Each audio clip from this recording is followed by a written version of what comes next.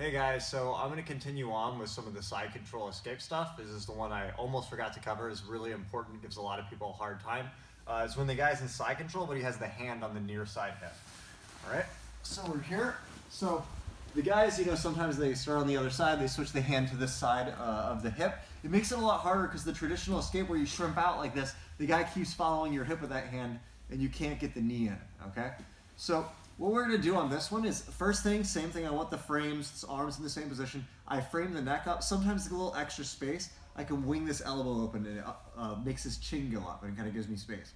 Feels uncomfortable too. Okay, here, the right hand, I'm gonna take out and come across like this, okay? From here, I keep my forearm like kind of under his neck and I'm gonna rotate away just a little bit, all right?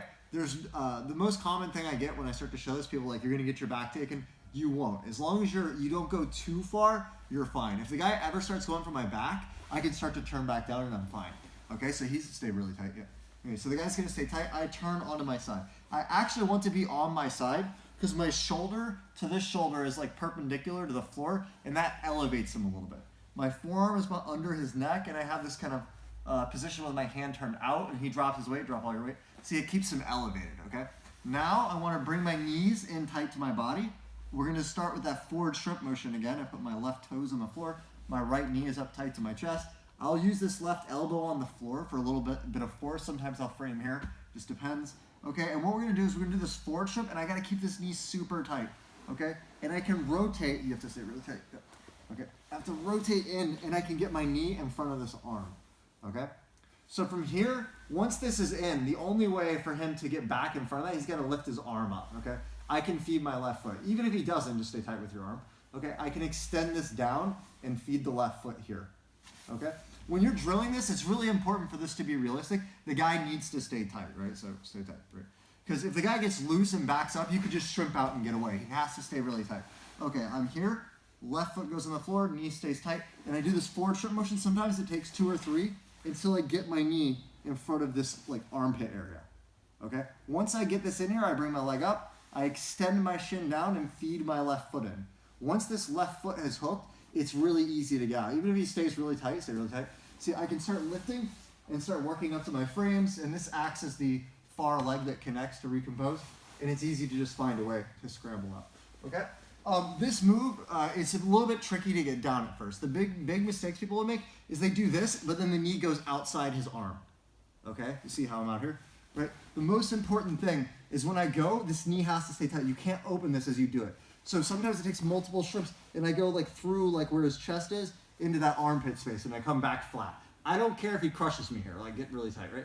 He can get heavy here, it's fine. As long as I have this knee in, I extend down, feed the left foot, start elevating, and you're gonna be able to find your space from here. Stay really tight. Okay? It's easy to start working and creating the scramble once you have fed that foot in. Okay? So just managing expectations. When you do this, make sure the guy on top stays really tight, okay? A lot of people will drill it and the guy's kind of loose. It's important the guy stays tight to make it work properly. I'm gonna address this one. Even if the guy is on your leg, like this, okay, it functions relatively the same. I can go here and just feed the foot if he's low. If he's holding like the hip material, same thing. Even though he's holding the hip material, I can sneak my knee in and feed that, okay? Also, I just want to talk a little bit about the importance of flexibility and recomposing. Often people will say, well, that's not going to work for like a flexible guy or a non-flexible person. And the reality is there is some truth to like flexibility, of course, helps your recomposing, right? So I always tell people like sometimes like there's technique and there's flexibility, right? And you have to find the balance of what's going to work for you. The reality is sometimes it's easier for someone to develop the flexibility to get out of a position than it is to build an entire game around not having the flexibility. So if you say work on your butterfly stretch and you take it really seriously for 2 weeks even, or even a week of serious stretching, trying to develop your butterfly stretch, and you get more flexible in it, it can make a 20-30% improvement in your ability to recompose relatively quick. If you try to use your technique to work around that same problem, it may take you 6 to 8 months of developing a new technique to work around that, and sometimes it's really difficult.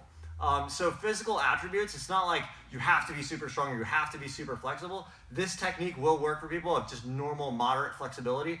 But if you're like extremely unflexible, this one can be difficult. So I'll do another video and try to cover something for if you guys are extremely unflexible. But I really recommend everyone focus on not only developing the technique, but focus on the flexibility.